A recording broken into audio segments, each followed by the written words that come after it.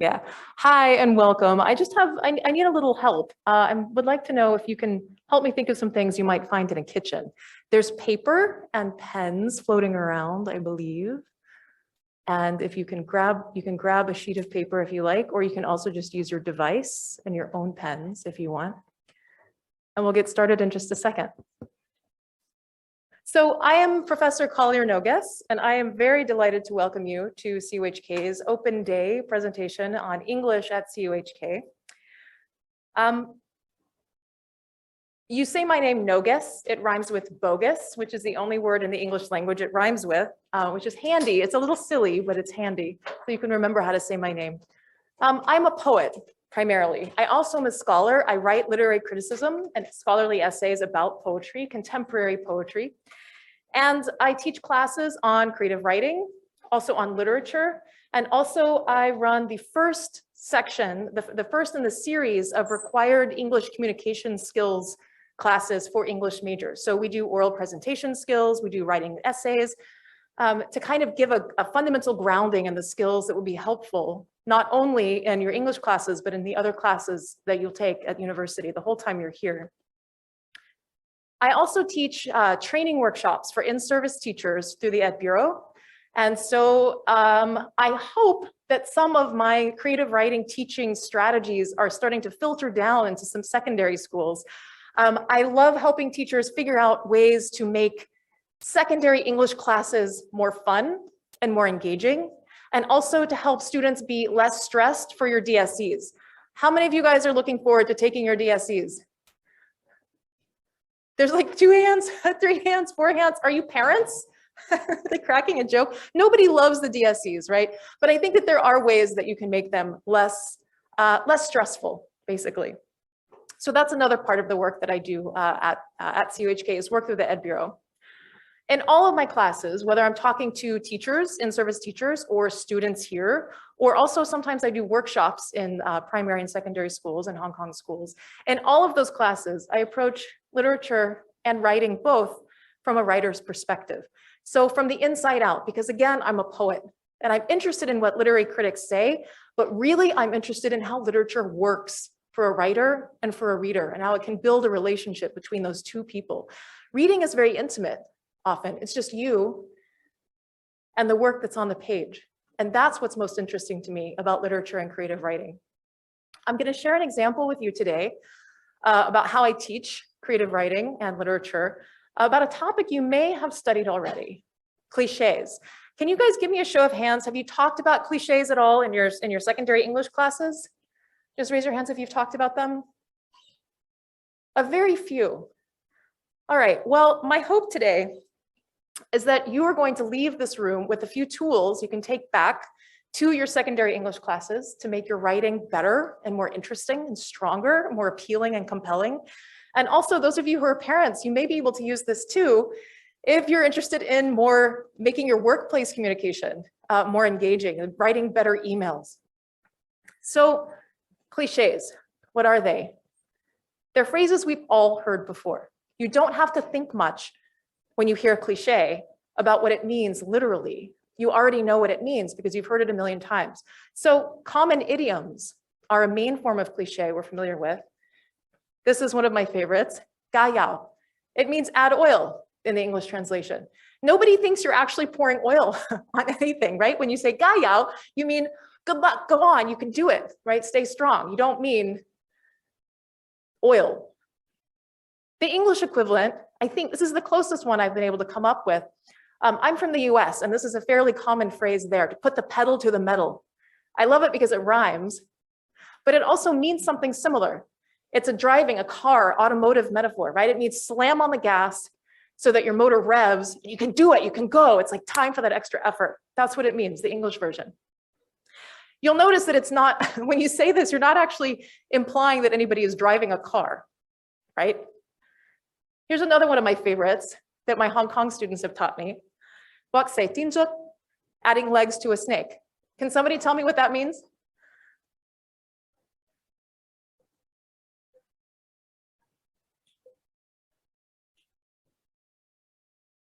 Yeah, like doing extra that you maybe don't need to do. right? You're not improving anything by adding legs to a snake. Nobody thinks you're talking about snakes. We know you're talking about your homework or your project or whatever, right? This is one of my other favorites in English. You can lead a horse to water, but you can't make it drink. This means you can show somebody a good choice. You can explain to them why they should choose it, but you can't make them actually do it. You can't control somebody in this way. They have to decide, right? And now you'll notice in none of these are we actually talking about horses or cars or legs or snakes, right? They're very literal images, but we don't think about what they mean at all in terms of horses or snakes. We know what they mean because they're abstractions that are captured by this imagery. They almost always, cliches almost always use concrete images to get at something abstract. So it follows that our favorite abstractions come with lots and lots of cliches. So can you help me think of some cliches about love?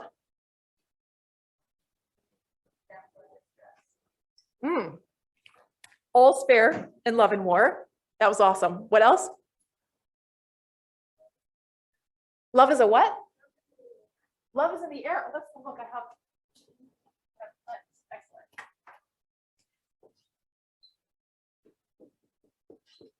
What does that mean? Love is in the air.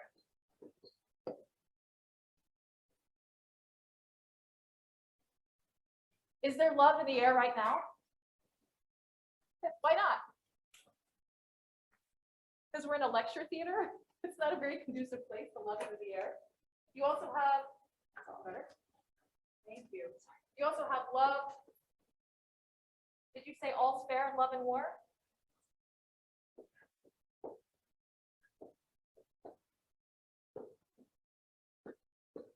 Give me more.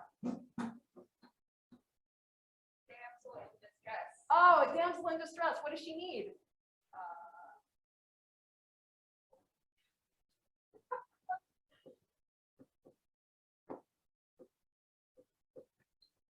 She needs a prince, probably, right? This is a classic cliche about love, that you need to be rescued if you're the damsel. That's the distress you're in.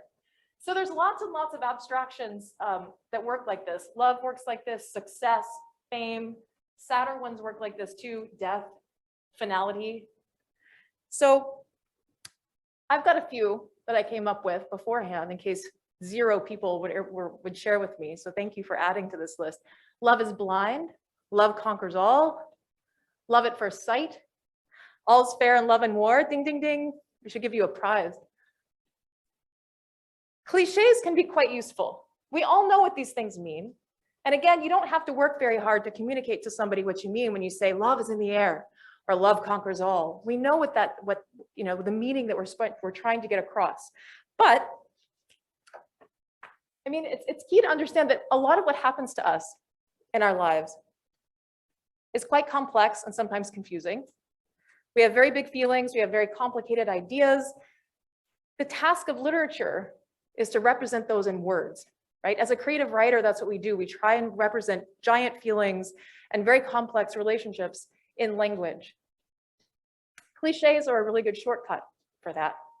But typically in creative writing and also in public speaking and a lot of academic writing, what we value is fresh language rather than cliche. And the reason is that fresh language shows us the world in new ways. Instead of communicating what we already know, fresh language can make us feel something new. It can make us laugh. It can make us feel surprised. It can make us feel as though we've learned something about the world. And for me, this is the real payoff when I read good literature, is I feel like I'm recognizing something and learning it, and I feel, this is true. And what's really wonderful about it is that I haven't seen anybody say this way before, and yet it feels exactly right. This is the pleasure I get, and I think many people get from reading great literature, is that feeling of recognition. And if you're a creative writer yourself, so much of the pleasure of writing is feeling like you're doing that. Like what you're doing is communicating something very authentic, very real, but in a way that's original, that no one has quite said it this way before. So what I want to do with you guys now is some of that, making fresh language together. So you made a list of kitchen things. And what I want you to do is tell me some of the ones that you wrote down, and I'm going to list them out in this Google Doc together with you. Okay, things you find in a kitchen, where are we at? We're at vitamins. Love is like vitamins? Tell me how.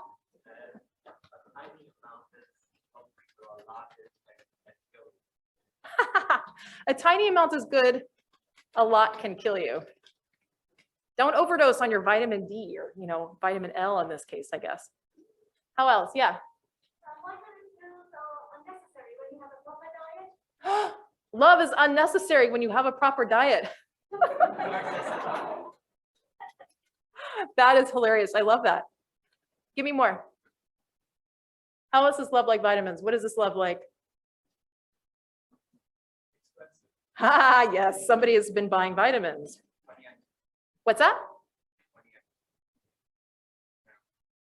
Sorry.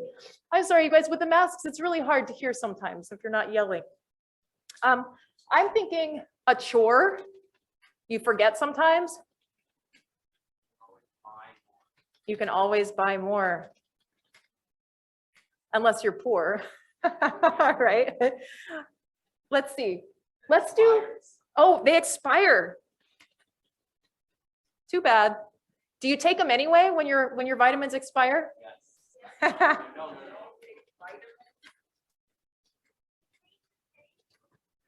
Tastes the same. Oh, you have to drink it with water? You got to water it down. Comes with a price. Let's do one more. Can we please do rubbish bin? Okay. Love is like a rubbish bin. How?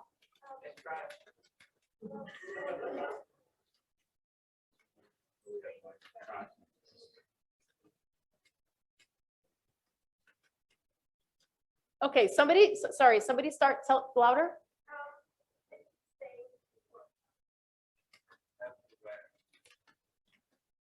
It's everywhere. You need to change the bag or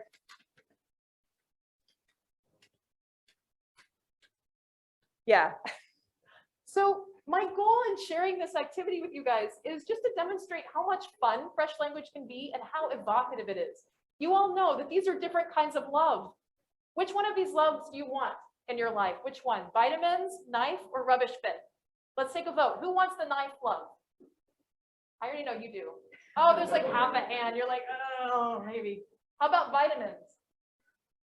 I am middle-aged, I am married, and I have a 4-year-old. My love, we're at the vitamin stage right now. How about rubbish bin? Who wants the rubbish bin? Oh, brave souls. I'm not sure I would have said more rubbish bins than knives, but you guys are impressive. So this is a really fun thing that you can do on your own anytime. You can play around with metaphors this way and try and be more inventive. And I think it would be awesome if you do take this back to your English classes and show your English teachers what you can do. Even in an essay, you can write something which is going to surprise and excite your English teacher. And that is an awesome thing to do for your English teacher because your English teachers are great, but also because it means higher marks. I can't promise that. But when I'm grading, I'm looking for interesting language like this. So now's the part where I tell you more about what happens with creative writing here at CUHK. So we have lots of courses where you can do this kind of fun thing. Introduction to Creative Writing, which I'm teaching this fall. Reading and Writing Short Stories, which Dr. Suzanne Wong will be teaching in the spring. She teaches that every spring. Writing Hong Kong, which focuses specifically on writing the city that we live in, its history, its present, the way it feels, the way its future may be. Writing a life between languages. So thinking about diaspora writing and translation. Song and poetry, the literature of song and songwriting. And we also have special topics courses, one of which I hope I'll be teaching next year, digital and documentary poetry, and also ekphrastic writing, which is art writing which responds to visual or other kinds of art. So there's a conversation between genres of art, between writing and painting, or writing and sculpture, or writing and music. We also have a creative writing stream with a completion certificate. So if you're an English major, you can kind of focus on creative writing. We have a creative writing minor, which is for students in other majors. So if you end up doing a different kind of major, you can also still do creative writing with us. We also have capstone projects so that every senior in the final year does an independent study, kind of guided independent research with a faculty mentor. And you can do creative projects for that if you like. I'm working with a student right now who's writing a collection of poems set in and about Hong Kong. There's also the CU Writing Literary Journal, which there are copies of right here. And if you'd like to see more about what our students are currently writing, you can please feel free to take a copy and share and read it, take that home. We also have connections with the English Language Teaching Unit's Creative Writing Journal Figment, and they do creative writing workshops too. And also, it's a real priority for me and for Professor Eddie Tay, who is our other creative writer.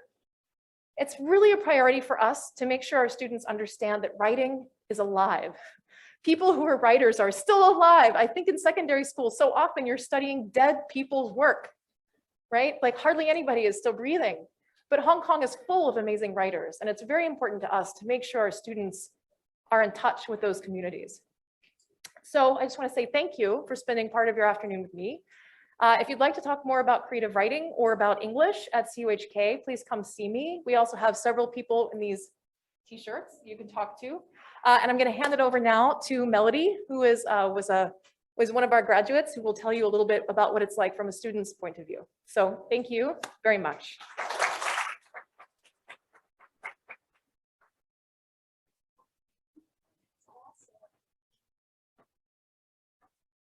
Hi, everyone. Hello. Some of you might have just saw me when I was standing out there speaking. So I'm going to share my PowerPoint with you guys right now. It should be on the desktop. I think this one's mine. Let's open it up. There you go. Yes. Okay. There we go. Okay, because I only have 5 minutes, so I'm going to make this very brief. So hello, everyone. My name is Melody, and I am a recent graduate of CHK English. Currently, I am a PGD student in CU, but before that, I actually just finished my master's at UCL, so more on that later. So I'm going to introduce you to some of the highlights as a CU English major today. So we're going to start with what actually do we study in the department. So we have 3 streams. The first one is literature, the second is linguistics, and the final one is creative writing, as suggested by Professor Nogues. Nogues, yes. Okay, thank you. So I'm going to start with some of the older courses that I really like. So if you like literature, so you like to appreciate the beauty of the language and you love to reflect critically about the meaning behind the text and the words, then literature is perhaps the stream for you. So right now we have some classics offered by the department, such as good old Shakespeare, Shakespeare, and we also have Greco-Roman poetry and history. There's Dante, and also my own personal interest, which is John Milton and Paradise Lost. But if you think, oh, those things are way too old, and I want something more modern and something, more down to earth, so-called, then we have Romanticism and Modernism. So a recent film by Emma Watson is Little Women. So some people may like literature works like that.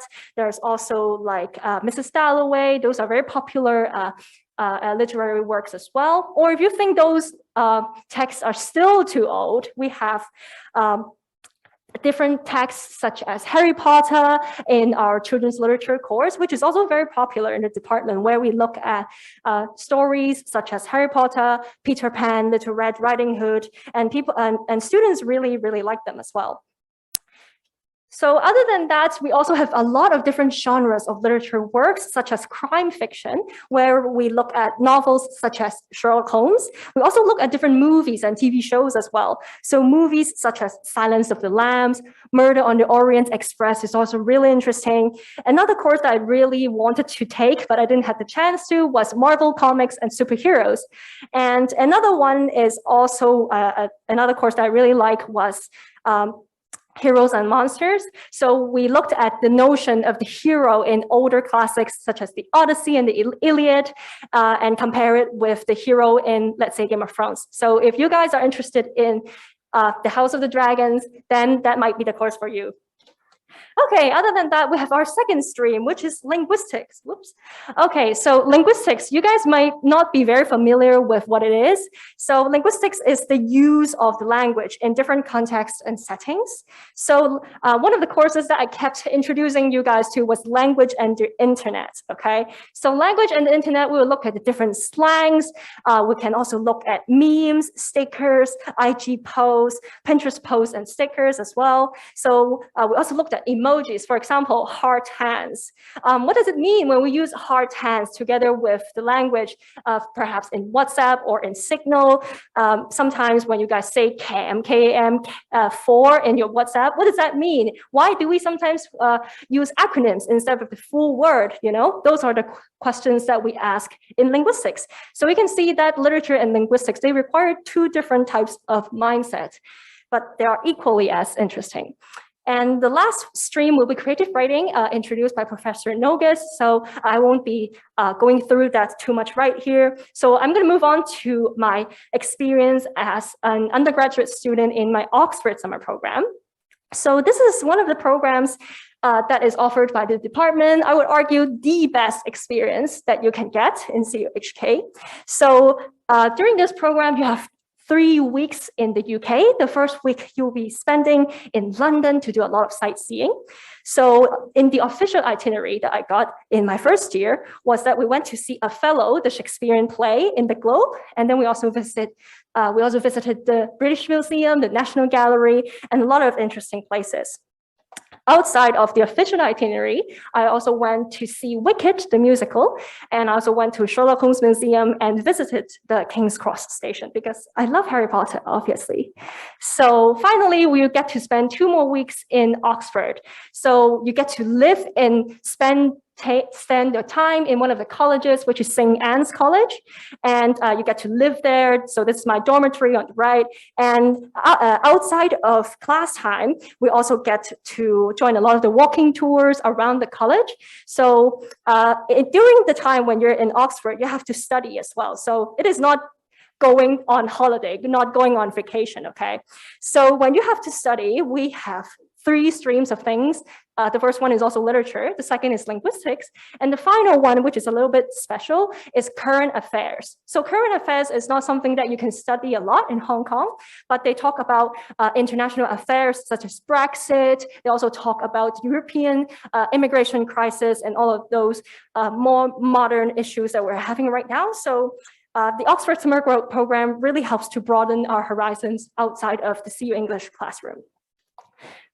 So you also have to complete a project when you're on your Oxford summer program. So our topic is on the far left right now. For that, we also joined a lot of walking tours to look at references in Harry Potter, Alice in the Wonderland, and also Lord of the Rings around Oxford. And then finally, I feel like after my BA, I hadn't studied enough. So I went to pursue a postgraduate study program in UCL. So my program's name is Medieval and Renaissance Studies. And after that Oxford summer program, it really inspired me to go back to the UK to study again. So it feels great to be back in London. And that's where I also got my master's. I also went to volunteer in a local museum. And I also went on a lot of study trips with my classmates as well. So currently, I am back in CU, and I am studying a PGDE program here. So it's postgraduate diploma in education, where I specialize in teaching English to secondary school students. So I'm very grateful to meet a lot of teachers-to-be. They're all very passionate, and they're all very nice. And I cannot wait to share my experience as a CU undergrad and also postgraduate to my future students. So finally, I included a page of useful links and resources for those of you.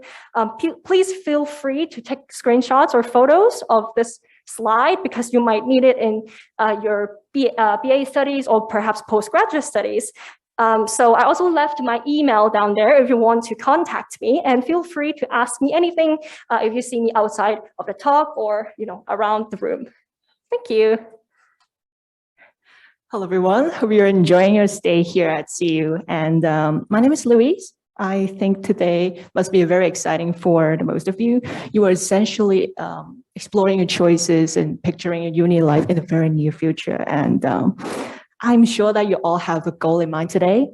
And you must be asking yourself, or like our friends outside at the booth, these three questions. What am I going to study for English? Why did you, or why should I choose English? And does everyone become an English teacher like Melody after they graduate? But now I know that the friends outside have already covered lots on the first two questions. So the third question is what I want to delve into more today. So I can bet that 99% of us during a Chinese New Year gathering, we'll have our relatives come up to us and they will ask us, so how long until you become a teacher? I heard they're very well paid. But no, not everyone here becomes a teacher. We're not a teacher training academy. In fact, there are so many places you can fit into in society as an English major, and you'll be surprised. And I didn't understand why until I joined this program called Co-op at CUHK. This is an email forwarded by the department exactly a year ago from today. I opened it in my inbox, and during that time, I didn't have any intern experience. I was really lost. I was questioning myself, do I have to become a teacher?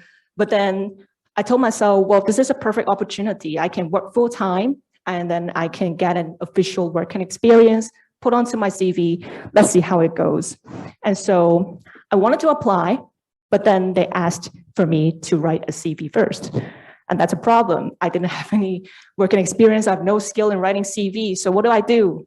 I was really glad that our department prepared us exactly for scenarios like these, because we have this course that's compulsory if you decide to study with us. That's called Communication for English Major, or SANG.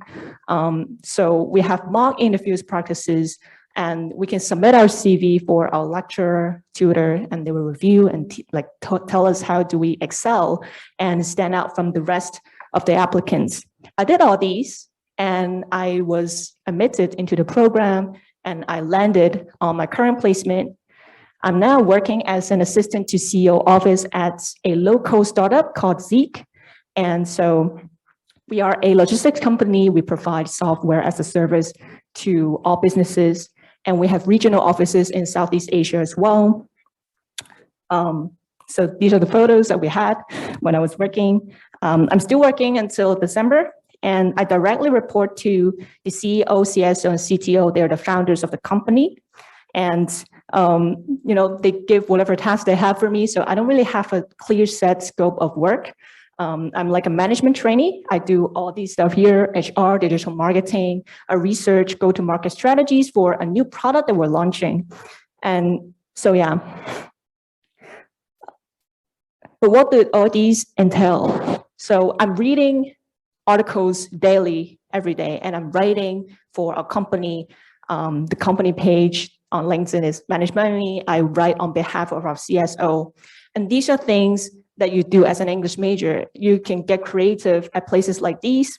And, essentially, like, if I'm not an English major, if I say I'm an accountant, I wouldn't have chances to do all things like these, diverse tasks at all. And so I think it is because I majored in English that the employers are confident enough for me to put me into different fields of work to explore and discover a lot. Coming back to the question, do we have to become a teacher? Of course, it's no, but more to that, I think for the most of us, if our skill set is so flexible and adaptable to a wide range of scenarios, we should make the most out of it, and we can choose from a variety of options. I think we shouldn't limit ourselves to just one safe path. So yeah, what I learned is all these, and I've also heard a lot of stories from my older colleagues where they say they regretted their career decisions because they would explore more, but they couldn't because of their background. And I think if you come with us, study here, you can do so much more, and you shouldn't miss this opportunity. So thank you for your patience today. And I want to leave you all with a quote and a question from Helen Keller. Life is either an adventure or nothing at all. And I chose my adventure here in CU English. So what about you? Thank you.